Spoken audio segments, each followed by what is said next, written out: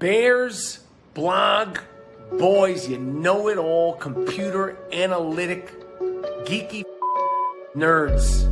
Michael Schneider, Tom Cavanaugh, the Bear, blog, boys, know-it-alls, doing some podcast somewhere. Nobody wants to hear you. Geeks, you pencil-pushing, skinny jean wearing geeks, you. Coming to you live from our mama's basement. This is the Bears Blog Boys podcast. I'm your co-host, Tom Cavanaugh, here with my good buddy and other co-host, Michael Schneider. Schneider, it's still an adjustment, getting used to the live crowds, recording live in the mornings. But how you been doing, buddy? Good, man. I love it. Still fired up about the opportunity. Going live, settling in. Still fired up about it, Tom. I'm good. Up early, ready to go. Hopefully giving people something to listen to on their commute from home, or maybe they're, just getting clocked in, working from home, from whatever region. We're here bringing you that fire. Yeah, definitely. I am excited to be speaking to a morning audience. I feel like most of our listeners will listen to the morning anyway. Like right. When we did our podcast, or when we still do our podcast and post it on, Apple Podcasts and Spotify, I noticed that the ones we have like locked and loaded, ready to go in the mornings, usually get the most downloads. So I'm glad we can be coming to them in a different platform, in a different way, live. And I'm really excited to what we're about to be talking about today. And it goes beyond just Bears fans. It's for all my NFC North fans out there. We are going to be ranking the position groups among the NFC North. So we're going to be ranking the quarterbacks, running backs, wide receivers, etc. So Senator, you ready to get started? Just dive right into this thing. Let's ride.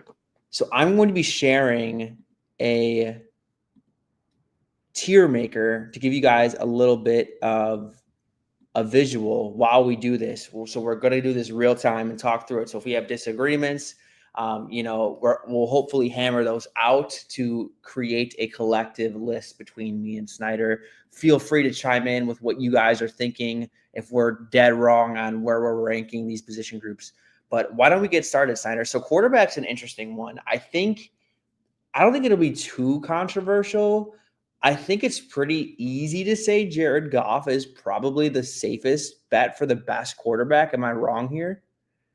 No, I mean, you see the production. The guy, he's a professional, right? Like, he processes very fast. He's very poised. Obviously, if you really want to nitpick his game, you can. But when you're comparing to the NFC North and, you have, honestly, two unproven guys in Caleb Williams and obviously J.J. McCarthy, who we haven't played yet, who's even more unproven. But then, the debate really goes between Jared Goff and Jordan Love. And, you can say maybe Jared Goff maybe benefited from Ben Johnson's system. But if you're going to say that, you could probably say that even more with LaFleur and Jordan Love, and Jordan Love only has one season. And so, yeah, it's no-brainer, Tom. I mean, if you really want to talk yourself into it, you could maybe debate, like, who has the most upside, right? Mm-hmm. And maybe you could talk yourself into Caleb Williams there, but it's too early to have that conversation, 100%. And that's where I weigh in. I'm sure there's some Bears fans that would think in that regard, like Caleb Williams has the ceiling to be a much better quarterback than any of the guys we're going to be talking about within the division. And two, I don't know if we're including like quarterback rooms, but even if we were, I just don't think that there's like any backup in any of these rooms to really sway me one way or the other. I'm really just doing this based off the starters. And so for those reasons, I do think Jared Goff's the safest. I honestly think Jordan Love is a bit closer to, maybe this is a hot take. I think Jordan Love's a bit closer to the two unproven guys than he is Jared Goff. I think Jared Goff has consistently been better than Jordan Love. And outside of like a 1-year stretch, postseason stretch, Jordan Love has been kind of an up and down quarterback. And I know he was hurt last year, but I still think there's a lot of unknown with Jordan Love. I mean, we've only seen 2 full seasons from him. So I think he's a pretty unknown quantity to this point, because there's obviously a lot of highs, but I think there's a lot of lows that people don't really discuss. And we kind of saw that come to light in the playoffs last year. But Snyder, all that being said, because we have like the most known information and we have seen those peaks from Jordan Love, I feel pretty good about putting him 2 for now in this given list. Yeah, I mean, you have to, Tom. I mean, you can't ignore the 4,000 year for Jordan Love there. And yeah, I mean, I think he's shown more highs. I mean, you talk about, deep ball accuracy, stuff like that, Tom. Like, he's shown it more consistent. Relatively, they're both small sample size between him and Caleb Williams.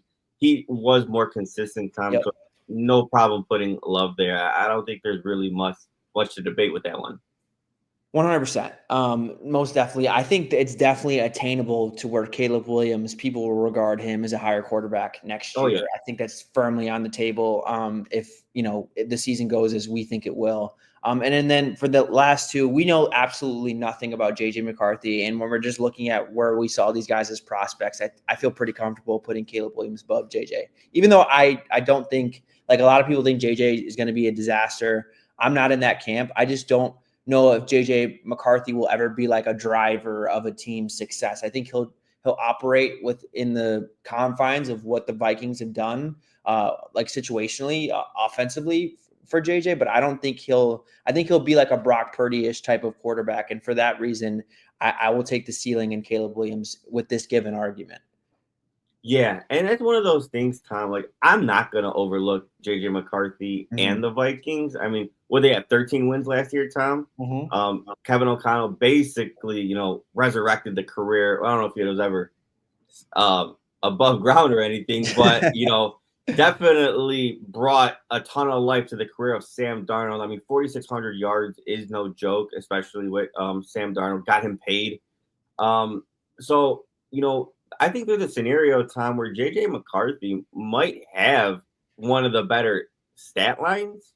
But yeah, I think Brock Purdy's a great argument there as well. That was going to be interesting to follow, Tom, because I think there's a scenario where JJ McCarthy might have the best stat line, like just given yardage.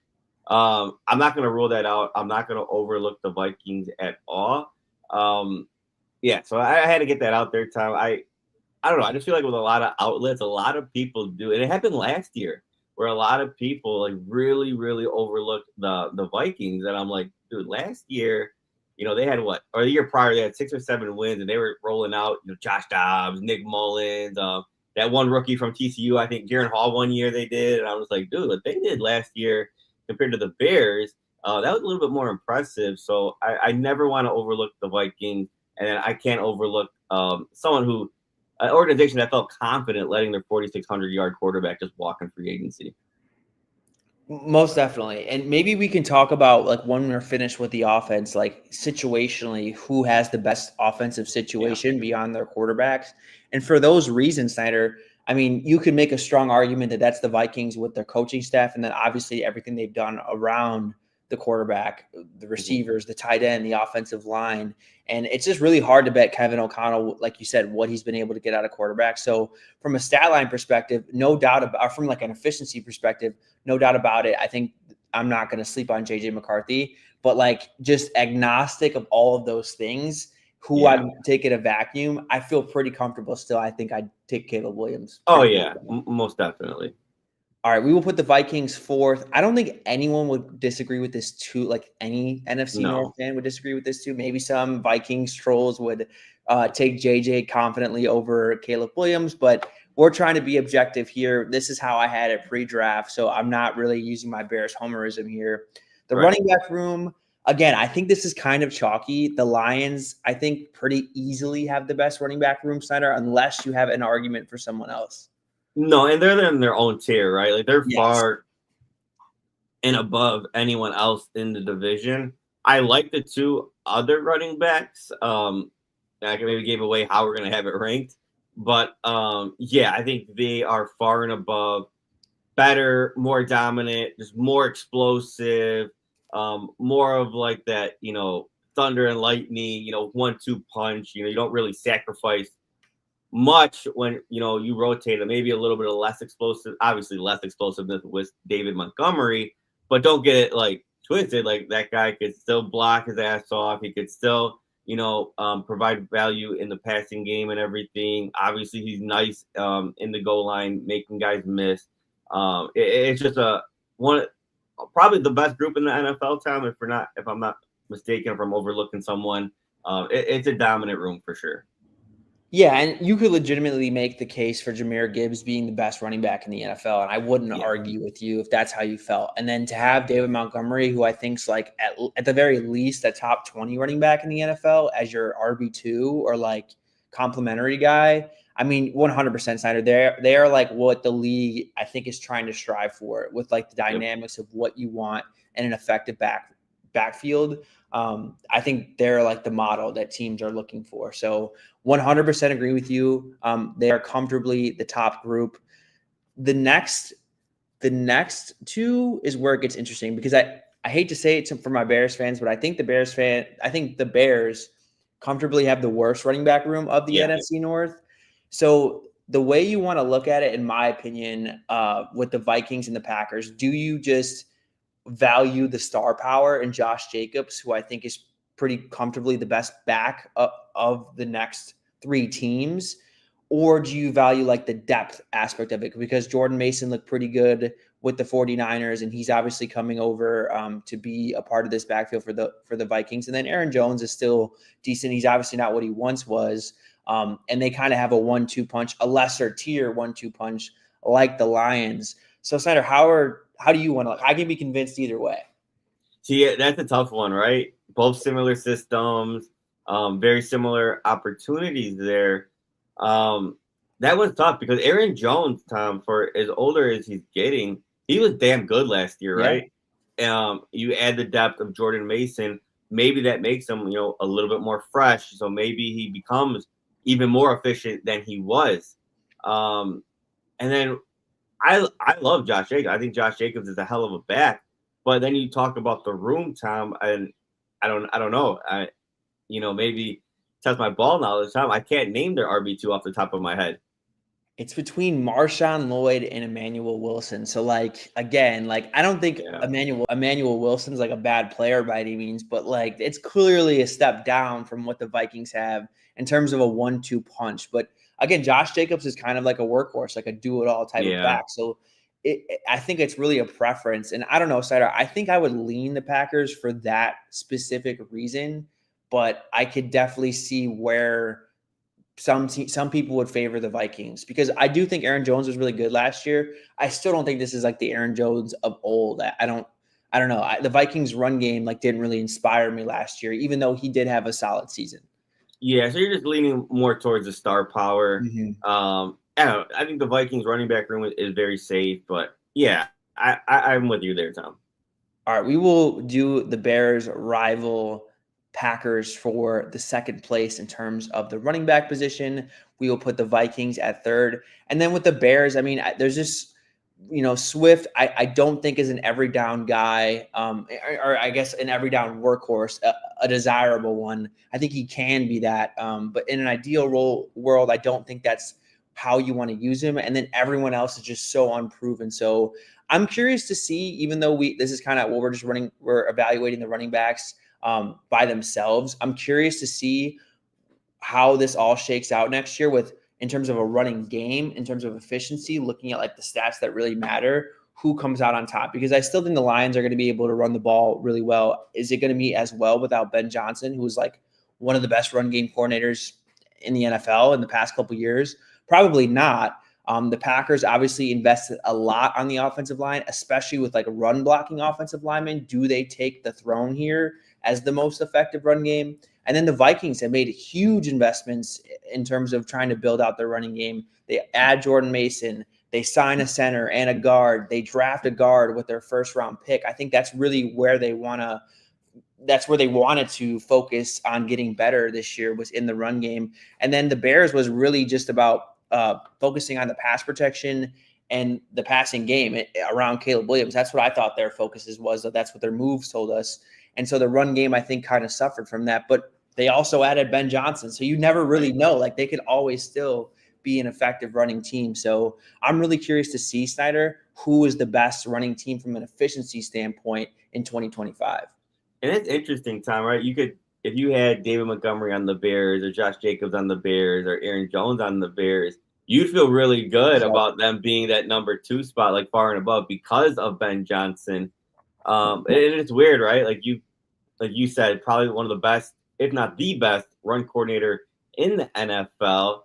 And last year, in terms of efficiency, and you watch the film in between the tackles, the instincts, hitting the holes, and everything. The Bears were one of the worst, but they really didn't do anything to kind of pair that matching of Ben Johnson. So that's why it's hard to predict how it's gonna play out with the Bears. Just evaluating the room and talent. Yeah, they're clearly the 4th best in the division, but given Ben Johnson, do they creep up and challenge the other teams? And from a stat line, production, everything like there, do they threaten those teams because of Ben Johnson? So that one's gonna be really hard. It's a tough way to kind of predict. You really don't know which way to go. 100%. And if you look at what they were in 2022, the Lions, no one thought that they were going to be this like amazing running team. Right. And they were really, really good with kind of like a similar style of backfield. And I don't think the Bears offensive line from a run game, and we'll talk about that. That's the next tier. And I'm really curious to break down this tier because a lot has changed from last year to this year in terms of the offensive line, basically across the NFC North. But no one thought that they were going to have this dynamic run game like they did in 2022. And they really turned it around because Ben Johnson was so creative. He was the most diverse. He implemented the most diverse run scheme in the NFL in 2022. And we could see similar things with the Bears in 2025 to kind of scheme around that the talent they have at running back. And then obviously, I think an offensive line that's probably going to be better. And I mean, I don't know, it could be better in the run game too. There's strengths and weaknesses across their offensive line, which we'll talk about right now, Snyder. This is probably the one I am the most torn about because I think among all of these teams, well, besides the Bears, in 2024, they all had pretty decent offensive lines. I don't think that any of these offensive lines were terrible. The Lions were obviously a really, really good run blocking unit. The Vikings, I think, were a better pass blocking unit, and the Packers were probably the best in terms of run blocking and pass blocking last year. And the Bears were just kind of average to below average. Obviously, a lot has changed. The Bears have made significant additions on the offensive line. They bring in Drew Dahlman. They bring in Joe Thuney. They bring in Jonah Jackson. Ozzie Trapillo might start at left tackle. It could be a totally different offensive line, 4/5 of the offensive line being different. The Packers make a huge move, signing Aaron Banks, drafting Anthony Belton in the 2nd round. Like I mentioned, the Vikings bringing in a new center, Ryan Kelly, signing a guard, Will Fries, and then drafting Donovan Jackson, from Ohio State. And then the Lions basically keeping the same group, but they losing maybe the most important part of that offensive line. Frank Ragnow retires. So Snyder, who do you think is the safest bet to be the best offensive line in the NFC North? Yeah, this is probably the toughest one out of the whole episode here. I mean, with Frank Ragnow, I think you comfortably put the Lions at 1, just having 3 dominant dudes, having depth there. But now, Tom, I mean, it's tough, Tom. I mean, I think the 3 other teams, I mean, the Lions did make an investment. They did draft Tate Rutledge really high, who I think is a damn good player. But you can't really, bet everything on a rookie there. The Bears made, 3 huge investments. And, again, Packers really upgraded at Tom. I'm really torn here, Tom. I on paper, Tom, I want to lean towards the Bears. But I don't know there, Tom. I mean, I'm really torn. I think I would lean. I could see the argument with the Bears, and I would not have a problem picking the Bears if that's where we want to go, because it's also what you're taking into account is some ascension from guys, like whether or not Braxton Jones is the starter. Maybe you can expect him to take a leap in Ben Johnson's system.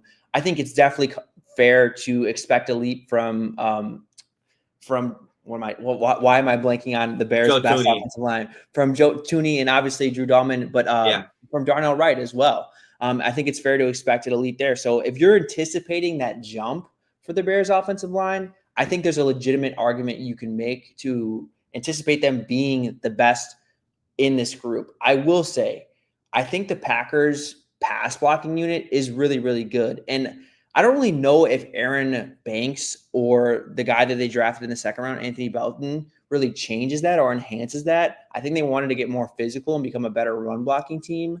So I think from a floor perspective, they're probably the best pass blocking unit, or probably like in terms of just looking at this group, what does one offensive line do the best? I think they pass block better than any of the other offensive line does anything else, if that makes sense. So I could see there being an argument for the Packers. But Snyder, if you want to sell me on the ascension from the Bears offensive line, Darnell Wright taking the next step, it all coming together with Drew Dahlman, Jonah Jackson, and Joe Thuney, with Ben Johnson kind of overseeing it all, I got no problem putting them at number 1.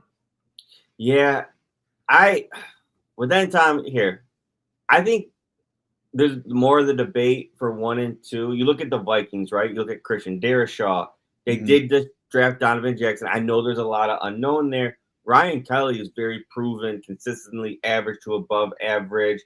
Then you have Brian O'Neill there at the right tackle. But again, Will Fries is also is a question mark too, right? Like he 100%. only had.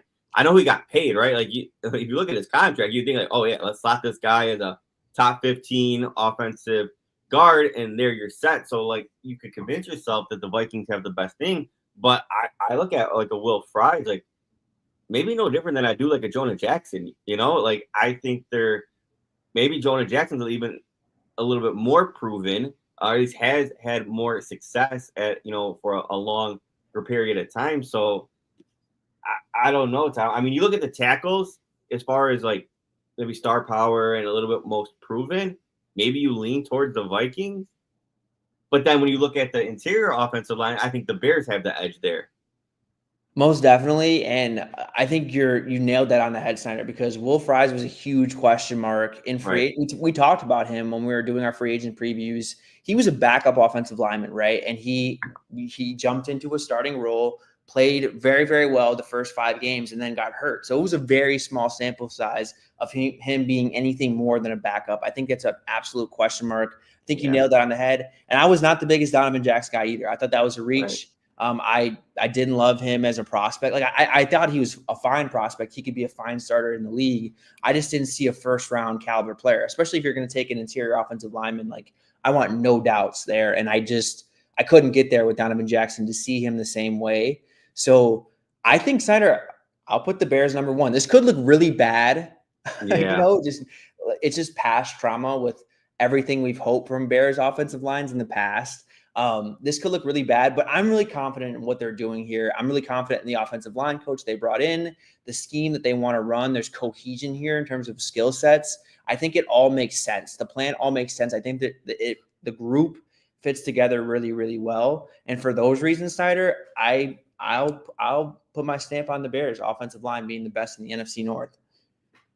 Yeah, and I think it's all really close, Tom. Like at this point, like you're really like splitting here. Yes. It could go 1, and you could maybe argue 1 to 4 is very interchangeable. Like that's how tight it is, Tom. Obviously you're banking on some guys to ascend forward. You're also with some other teams, you're maybe banking on some rookies to come in right away, which I think is probably the most risky way to go about an offensive line. This one, it might look bad at surface level outside in, but if you hear us break us down, like we're really torn between honestly all 4. Yeah, I think you can make an argument for literally all 4 to be the best one. And right. What I'll say, we haven't talked about the Lions really. What I'll say about the Lions is I think the Lions have had a really, really good run blocking unit. I think they've always kind of been overrated as a pass blocking unit. Like I think Penei Sewell kind of gets overrated as a pass blocker because people just associate good tackles with pass blocking. I think his strengths have always been as a run blocker. Same with Taylor Decker, just kind of across their offensive line. When you look at their interior, like I know they're betting on Christian Mahogany, who played well last year. He was like a 6th-round pick who fell because of injuries. I think that the league liked him a lot better. He just fell because of medical. But they're betting on him. Again, small sample player, second-year player, a rookie, Tate Ratledge, to take over one of the center or guard spots. And then Graham Glasgow, who's been like a pretty average starter throughout his career. So I think that unit got significantly worse Obviously losing Ben Johnson, and then with the addition, or the subtraction, I should say, of Frank Ragnow retiring. So honestly, Snyder, I think I would pick the Packers second, the Lions third, and the Vikings fourth, just because of all we talked through with the Vikings. I think there's the most unknown there. Yeah, and that's fair. Here, a little bit early on, I thought the Vikings, you could argue for one or two, and that's the thing. Like, this is probably the hardest position group to rank Yep. amongst the division, Tom. It's going to be really interesting to see how that plays out. 100%. And this is also a position group that's always injured, right? So everything that we're talking about could totally change with 2 injuries, right? And the groups just get significantly worse. So I think we're still pretty bold here, taking the Bears to be the best offensive line. And again, the Bears offensive line definitely has their question marks. We have no idea how that left tackle competition is going to shake out. But I think there's a floor there with Braxton Jones. We know he can be an starting caliber left tackle. So if Ozzie beats him out, I think that speaks volumes to Ozzie and what he's been able to do in such a short amount of time. And I'd have faith in this coaching staff that if Ozzie truly does beat him out, is because he earned it and not just because they're vying for his guy. And then I think it's fair to expect a lead from Darnell Wright, like we said, and we really love what they did on the interior. So I have no problem, putting my stamp on this group. And I think this is a fair ranking on how to look at the NFC North offensive line. Yeah, and one more thing, Tom. I mean, our high draft pick on the offensive line, seems like everyone else in the division also had a high offensive lineman drafted, either in round 1 or round 2. We're not forced to start ours, right? Like, right. There's competition there. So, I mean, maybe you could argue maybe a little bit more depth there. I mean, if you have, injuries are going to happen, right? Like, who's the best team to survive a blow? Maybe you could argue that is the Bears there. Just a little bit food for thought there, Tom. So yeah, that one again can go either way from top to bottom. 100%. We do have some comments. You can't put any of these all lines over the line until proven otherwise. They have been top 3 for years. You got to let it play out. That's fair. That's fair. I mean, I could definitely see that argument. I think losing Ben Johnson was a huge loss for their offensive line. And then obviously losing Frank Ragnow, I don't think it's going to be the same level talent that it was last year. That's the only reason I'm a little bit lower. But if objectively, if you want to look at it across the league, the Lions still are going to have like a top 12 at the very least among the league. This is going to be one of the better, in terms of divisions, offensive line divisions in the league. So again, I think we're really splitting hairs on who's better than who. When you look at the league, across the league, I think these are going to be 3 of the best groups in the league, with the Vikings being the biggest question mark. Raw Blitz says, as a Lions fans, I can tell you're really trying to be unbiased. It's hard. I know when you know so much about your squad and believe and have faith. Yeah, that's true. I try to know about we try to know about the rest of the league and obviously the NFC North. So yeah, I mean, Fair. That's just the way we're breaking it down. And then Luther Vandross says the Bears do not have the best offensive line. We just explained why we think so. So, and then our guy Rob Biz, he kind of defended us a little bit. He's like, Ray, it's cool. Like, there's unknowns in Detroit. He said Glasgow was bad last year, and I don't know why we let Jackson go and kept him. So like that's the thing. Like, that's why we're leaning more towards the Bears, because again, if Ragnow didn't retire, Lions are comfortably number 1, right? That's why everyone says they were so dominant with Penei Sewell, Taylor Decker, but that's not the case. Like, you lost your just warrior, like your guy who I'm sure called out protections. Tom, correct me if I'm wrong, but you just lost a dude who was just an absolute force in the run game, anchor in the pass game. Like that lose that interior presence really makes us be like, dude, like, I don't know, like we gotta see like how they recover from that, So yeah, I think that's the thing that we're just maybe betting on, the talent, and there's more unknown across the division rather than the Bears. 100%. Frank Ragnow was so important to what the Lions wanted to do, because he was like, if you look across the league, there is not a lot of centers that can hold their own in the run game and like legitimately move people by themselves. Like, they're usually undersized, they're usually lighter, they're usually like helping blocks more so than like the driving factor of moving people off the ball. And Frank Ragnow was like one of the best, if not the best at that. So I think just losing him is just such a hit to this offensive line, which is why I think I have big questions about what they're going to do without him, and expecting a rookie who's been hurt a lot in his own right to just jump in, change positions, and play center. And if they want Graham Glasgow to play center, then I think that's even more of a question mark, a guy who's been pretty average to below average. So yeah, that's kind of where I weigh in on the Lions. And then with the Vikings, their tackle tandem is definitely really, really good. No doubt about it. I think there's questions besides Ryan Kelly, who's like an average level center. I think Drew Dahlman's a better center than Ryan Kelly at what the Bears want him to do in the system that he's in. But outside of Ryan Kelly, I think there's massive question marks what you're getting from Will Fries, and then obviously Donovan Jackson. So we don't have to belabor the point. I am glad that the comments are definitely weighing in, and I'm hearing their points, but I want to be bold here, and I will put the Bears #1 center, and I think you are with me here. Yeah, and again, like our comments are saying, it's so debatable, right? You can go on and on and on, and we understand that, but that probably the most debatable position group that we're covering today. 100%. This one could be a little bit more debatable. I think for wide receiver, I think we have to go with the Vikings, right? They arguably have the best wide receiver in the league between him, Justin Jefferson, Jamar Chase. You could really argue that one either way. And then Jordan Addison, I mean, that's as good of a 1-2 punch in the league. And then they just drafted Ty Felton in the 3rd round too. So they're very highly invested in this position group, Snyder. And I think just the star power at the top, you got to put Minnesota 1 for wide receiver. Yeah, and Tom, longtime listeners will always tell you I view wide receiver as the second most important position in the NFL. If you're giving me a 1 or top 2 wide receiver in the league, the star power alone there, the way you help your quarterback, the way you could dominate a game, the way you draw coverages, the way what you could do after the catch and dominate with your ball skills, route running, Tom, that really drives the force to winning games. And Justin Jefferson, arguably the best there. So yeah, no problem there at all. I think that one you can debate maybe like the depth of the room as a whole, and I could understand that, but I am gonna take the unicorn of a player, the star power, and then figure it out. I'd rather have the 1-2 punch there than maybe 4 guys that you feel really good about. 100%. That's exactly how I feel. I just think Jefferson by himself is too good. And then Addison's like the perfect complement to what they have with Justin Jefferson. So that room is a stellar room. I think the Vikings have done a great job of building that pass catching infrastructure.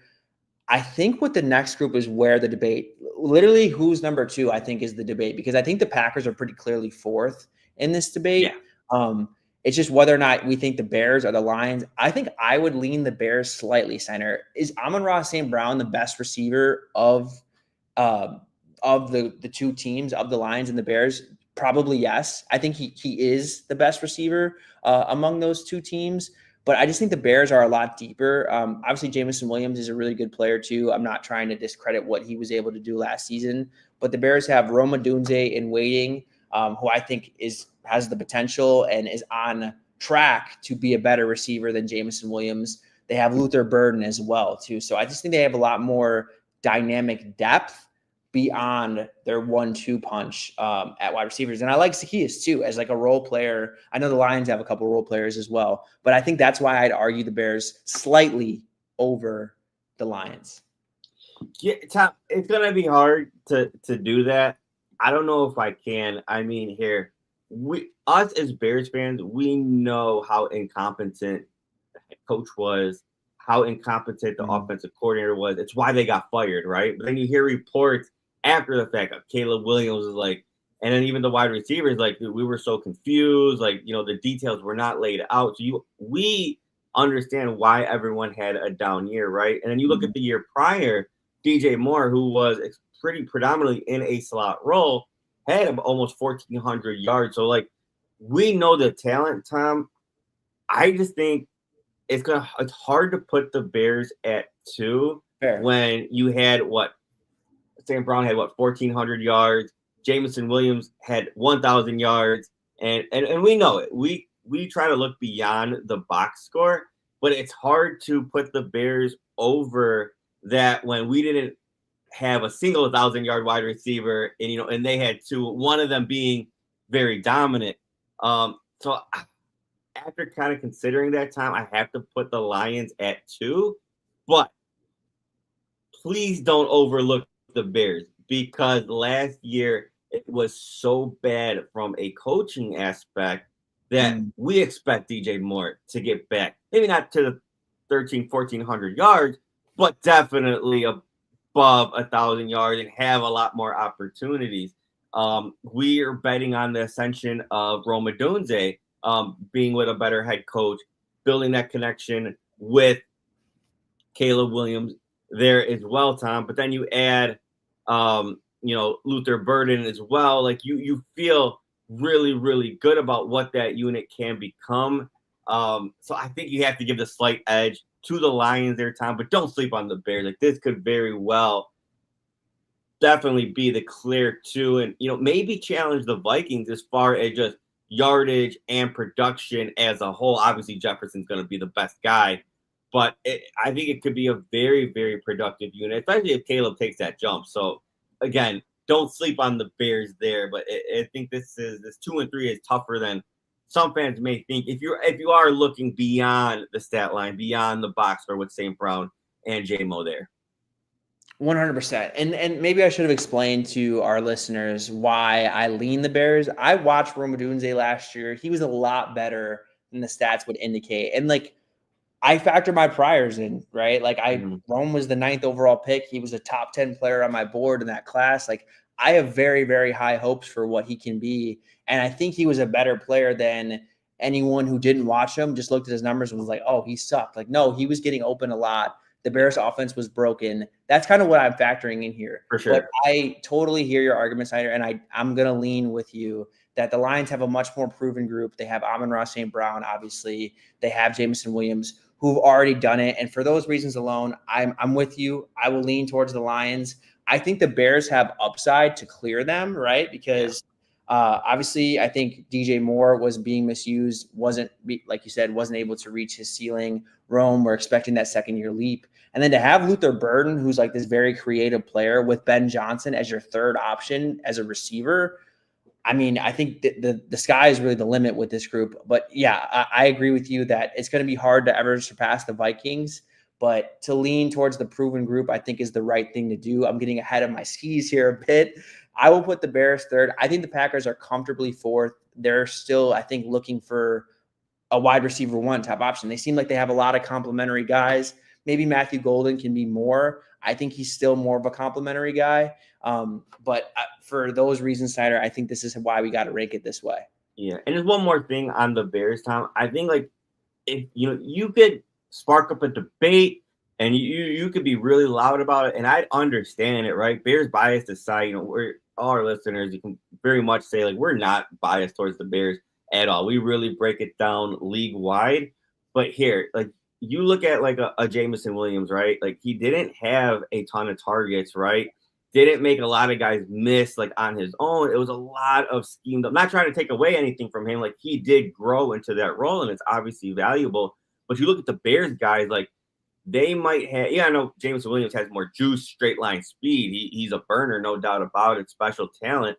But when you look at guys in open space and going through contact, making guys miss on their own will, combine that with Ben Johnson's ability to scheme up guys the way he did with Jameson Williams, you could convince yourself hey, there's going to be a guy on this roster, and whoever's in that role, it maybe make more of the opportunity than Jameson Williams did because of their ability to make guys miss on their own. And is it premature to assume that? Yes. But, I had that in the back of my head, and I think a lot of Bears fans and, people who cover league wide could see that. But obviously, again, it is a little premature to, have that above the rankings. But don't sleep, right?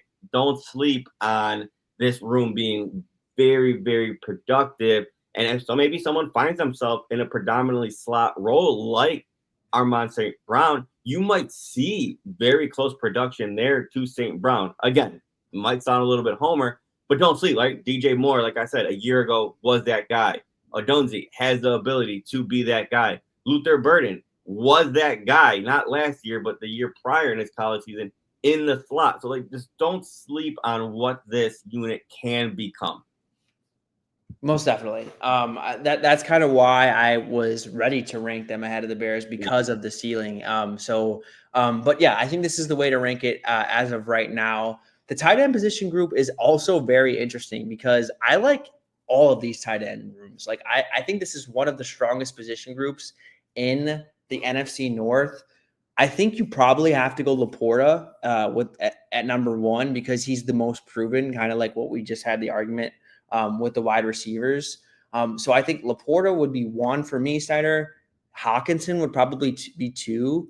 And I think I'd take the upside with the Bears at three over what the Packers have. But I do really like Tucker Kraft. I think he's a really strong tight end that's being very underrated.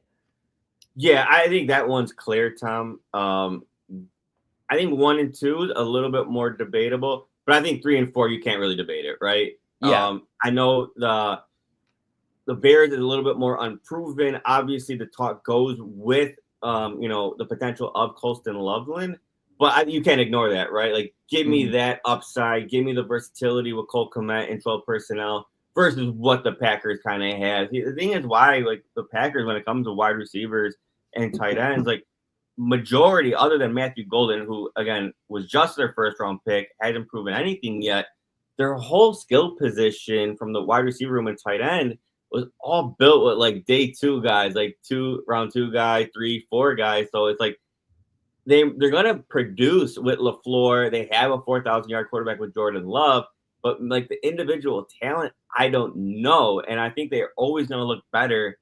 They're always going to look better from a box score standpoint than they really are, like, on the film, beating their guys, making that impact, and just being this, like, needle moving talents there. So it doesn't surprise me that the Packers fall fourth in, a very big part of their skill position, their pass catcher room.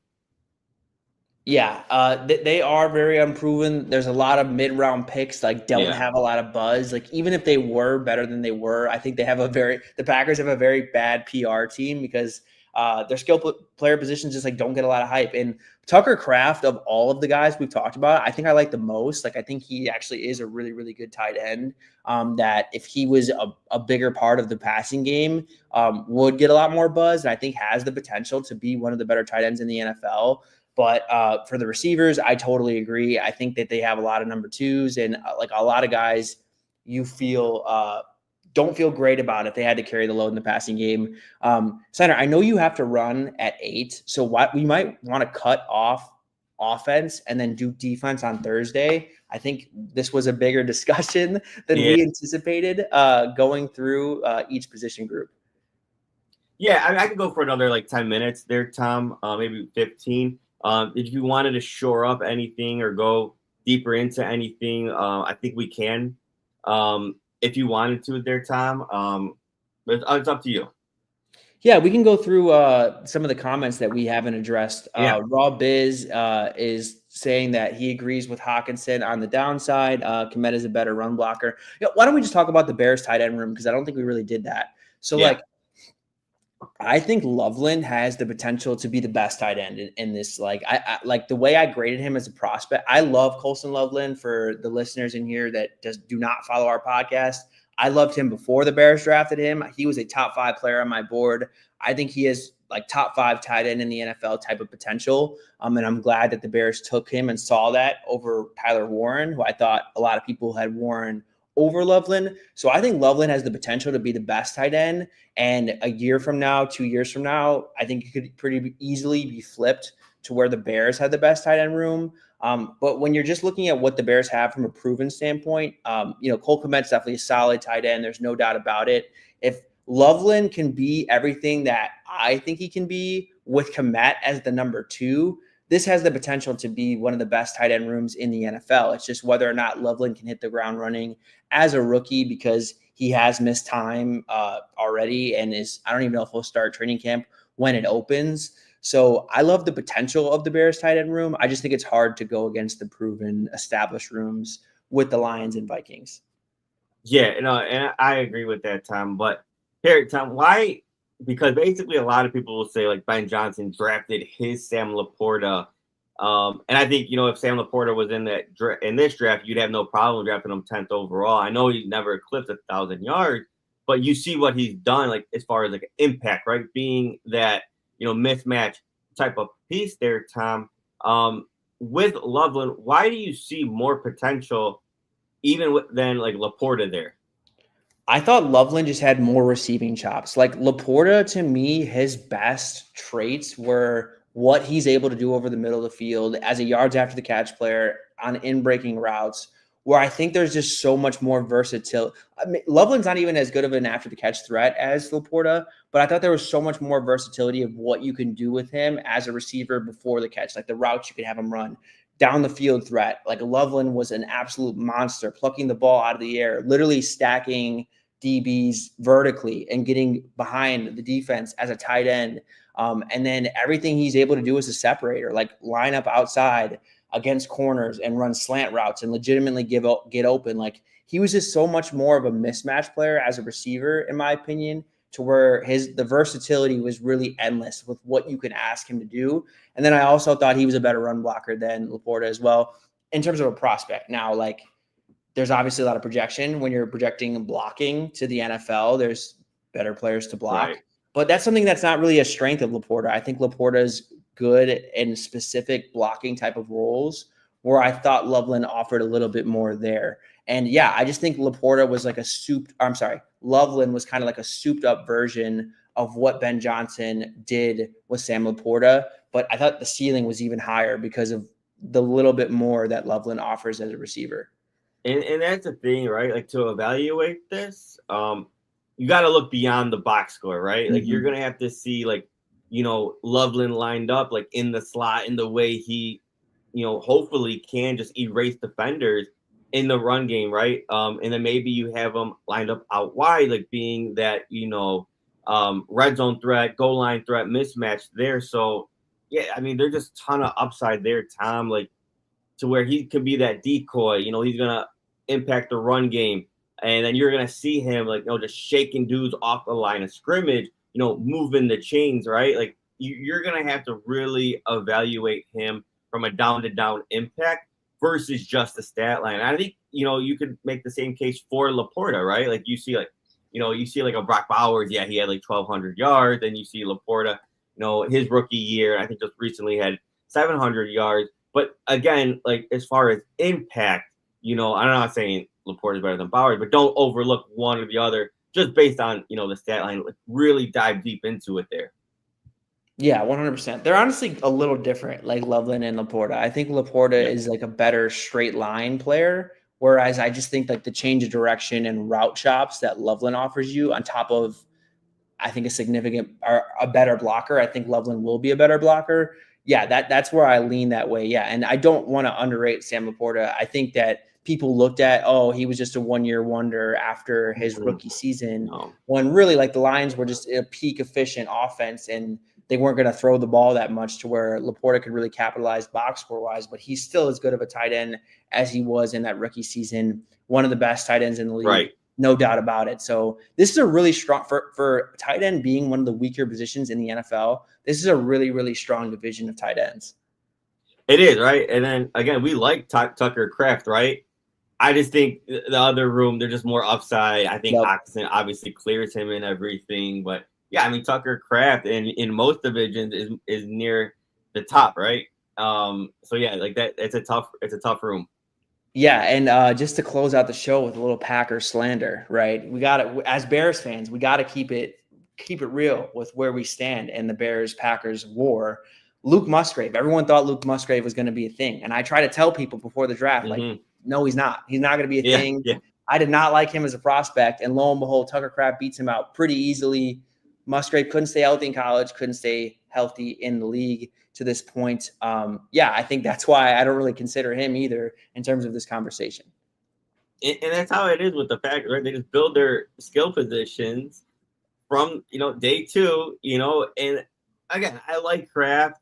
I like, maybe I talk myself a little bit into Musgrave coming out, but they don't make needle moving pass catcher moves, and I know they finally did. I think since 2002, since Javon Walker was a round 1 pick, the first time they've used a round 1 pick on a wide receiver. So like maybe it's coming along, but that's why again at the wide receiver and the tight end room, you could probably have had this list for the past 3 years and put the Packers at 4th there, Tom. So again, maybe not hopefully, but like I've never understood their team building strategy when it came to the pass catcher room. Yeah, 100%. I think that's still what's going to be holding them back. Like, I don't know if Jordan Love is good enough to overcome like the mid that they have, but we'll see. I mean, LaFleur is awesome. He's an awesome offensive play caller. Yeah, I think it's a very mid group though. All right, Sander, why don't we close out here? We will be back on Thursday. We'll do the defense for you real sickos that know your team's defenses. Please join us back. We love hearing from you guys. We love to debate with you guys. Please join us back at the same time on Thursday. We will be talking the NFC North defensive positional rankings. So until we meet again, y'all, keep it real and bear down. Bear down.